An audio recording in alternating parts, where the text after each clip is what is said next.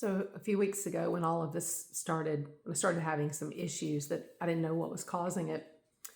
Um, I kept saying like closer and closer to this surgery, which was supposed to be removing my gallbladder.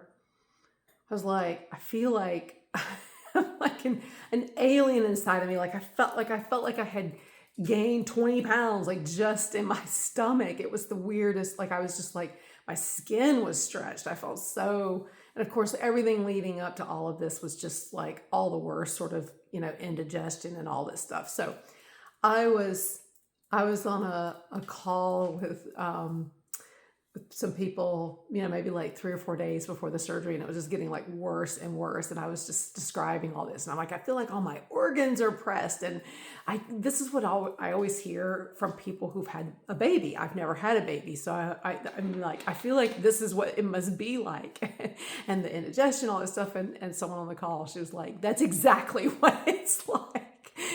So then, though, when they went in to do what was supposed to be a gallbladder surgery, but there was all this fluid they had to drain, and then that's when they discovered what was really going on. And they drained 2.5 liters of fluid. So yes, I gave birth to the equivalent of a baby.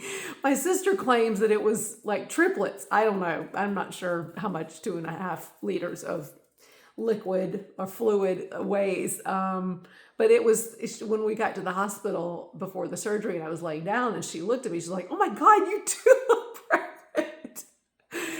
So yeah, so then, I was thinking about this again last night on the way home from the emergency room.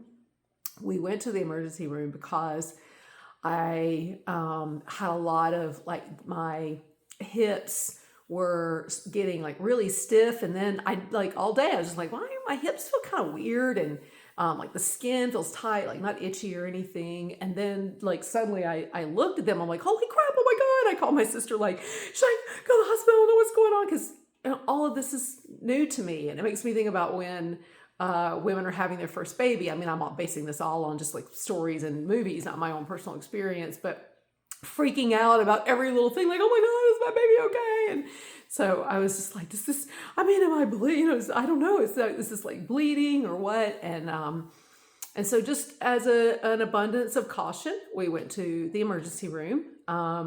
We definitely know that fluid is going to keep building up.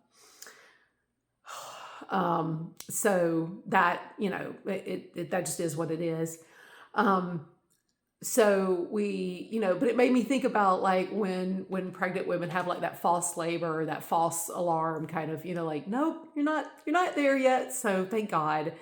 We were in there not quite, like maybe 2.5 hours, wasn't too bad. They just, the doctor who had just the most amazing bedside manner and was even talking about his own cancer experience. That was just, you can hear a clinical answer to something, but the way it's delivered makes all the difference in the world. And this man put me at ease. And he was like, well, you know how like somebody gets hit on their head, but then like the blood pools here. And I'm like, oh yeah, of course. I mean, I know the concept of you can get hit in one place and the bruising and the blood happens in something else. He's like, that's all that's happening. It's just settling in. And I was like, okay. This might be one of many false alarms to come, but better safe than sorry. Now I understand a little bit more about how my body operates and I'm very good at listening to my body. Like I want to know, like, what are you telling me? I mean, maybe I don't always pay attention, but I do try to listen. I try to be cognizant. I try to stay healthy. And so that's probably a good mentality to have. But anyway, so I never had a baby.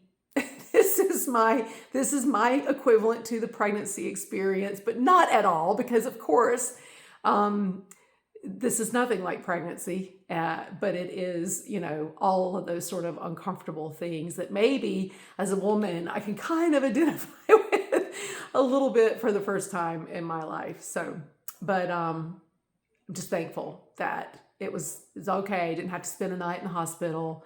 Wasn't anything dangerous. So, yeah, another day.